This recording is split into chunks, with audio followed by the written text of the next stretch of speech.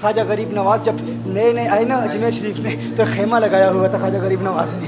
خیمے میں خواجہ غریب نواز عصر سے لے کر مغرب کے وقت تک روتے رہتے تھے. ایک نوجوان اجمیر سے باہر گیا ہوا تھا پڑھنے کے لیے, کچھ عرصے کے بعد واپس آیا اور اس خیمے کے قریب سے گزر ہوا اور گزرا تو رونے کی آواز آئی. فوراً دیکھتا ہے کہ خواجہ غریب نواز رو رہے ہیں, ابھی غیر مسلم ہے, اسلام قبول نہیں کیا. فوراً گھر جاتا ہے, ماں سے پوچھتا ہے, ماں یہ مسلمانوں کا گرو کیوں روتا ہے, مسلمانوں کا بابا کیوں روتا ہے؟ میں ہر روز گزرتا ہوں, عصر سے مغرب کے مابین جو وقت ہے یہ روتا ہے. ماں نے کہا جاؤ اس سے پوچھ لو کیوں روتا ہے. وہ نوجوان خواجہ غریب نواز کے خیمے کے اندر آیا, کہا بابا میں ہر روز یہاں سے گزرتا ہوں, آپ کے رونے کی آواز آتی ہے, بتائیے آپ کیوں روتے ہیں؟ کہا جاننا چاہتے ہو میں کیوں روتا ہوں؟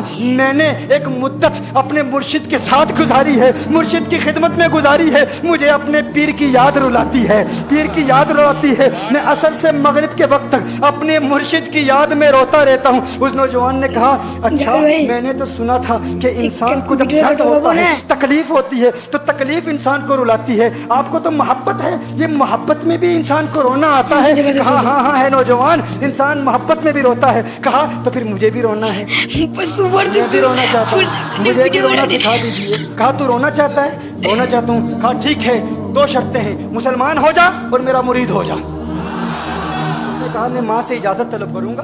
ماں کے پاس گیا اجازت لینے کے لیے. ماں نے کہا تو ضدی ہے, جب تو ارادہ کر لیتا ہے, جو ارادہ کرتا ہے تو پورا کرتا ہے, جا جو کرنا چاہتا ہے کر لے. خواجہ غریب نواز کے بارگاہ میں حاضر ہوا, عرض کرتا ہے بابا میں پھر مسلمان ہونا چاہتا ہوں, مجھے مرید کر لیجئے. خواجہ غریب نواز نے مرید کر لیا, خواجہ غریب نواز کا مرید ہو گیا. اب خواجہ غریب نواز نے کہا اب وقت سارا میرے ساتھ گزرے گا, ناشتے کے وقت خواجہ غریب نواز کے ساتھ, سحری کے وقت خواجہ غریب نواز کے ساتھ, سحر کے وقت خواجہ غریب نواز کے ساتھ, پورا دن اسے خواجہ غریب نواز کے قرب کی کچھ ایسی عادت ہو گئی, خواجہ غریب نواز کا دیوانہ ہو گیا, ان کا عاشق ہو گیا. کچھ عرصہ گزرا, خواجہ غریب نواز نے فرمایا اب تیرے لیے 3 دن کی چھٹیاں ہیں, 3 دن کے لیے چھٹیاں ہیں, 3 دن کے لیے چلا جا.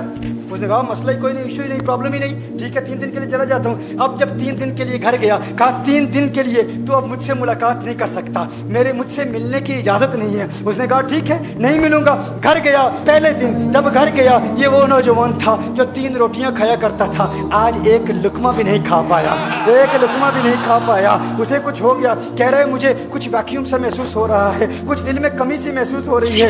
یوں وقت گزرتا گیا, رات کا وقت آیا, آنکھ نہ لگی, سو نہ پایا, مکان کی چھت پر چلا گیا. ماں نے دیکھا بیٹا چھت پر کیوں چلا گیا؟ ماں چھت پر جاتی ہے, بیٹے کیا ہوا؟ کہا پتہ نہیں ماں, پتہ نہیں ماں, میں تو فوراً سو جاتا تھا, آج نیند بھی نہیں آ رہی, آج کھانا بھی نہیں کھا پاتا. ماں تو چلی جا. ماں چلی جاتی ہے. یوں جب سحری کا وقت ہوتا ہے اس کی آنکھوں سے اشکوں کی برسات جاری ہوتی ہے, اس کی آنکھوں سے اشکوں کی برسات جاری ہوتی ہے. وہ رو رہا ہے, اس پر رکت تاری ہے. ماں آتی ہے, بیٹے کیا ہوا؟ کہا ماں مجھے پیار ہو گیا ہے, ماں مجھے محبت ہو گئی ہے, ماں مجھے عشق ہو گیا ہے. جا غریب نواز کے پاس, کہا مجھے بلا لو. اب یہ جدائی برداشت نہیں ہوتی, اب مرشد کی جدائی برداشت نہیں ہوتی. ماں فوراً خواجہ غریب نواز کی بارگاہ میں حاضر ہوتی ہے. کہا میں نہیں جانتی ہے مسلمانوں کے بابا, تو نے میرے بیٹے کو کیا دے دیا, تمہارا تعلق نہیں سمجھ پاتی, تمہارا رشتہ نہیں سمجھ پاتی, لیکن وہ تو رو رہا ہے, کہتا ہے واپس بلا لو. خواجہ غریب نواز نے کہا نہیں نہیں ابھی وقت نہیں ہے, میں اپنی زبان میں کہتا ہوں. گویا کہ خواجہ غریب نواز نے کہا ہوگا